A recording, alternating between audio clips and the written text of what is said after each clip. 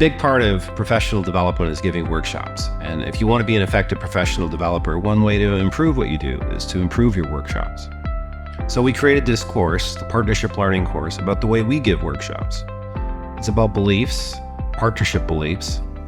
It's about learning structures, simple and easy and powerful tools you can use to make your sessions more engaging and to increase learning that takes place, increase enjoyment.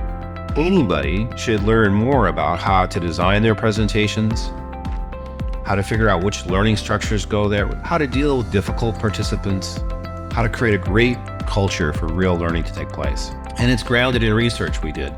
It showed pretty much unmistakably, when you take the partnership approach, there will be more learning, there'll be more engagement, there'll be more enjoyment, and there'll be more implementation.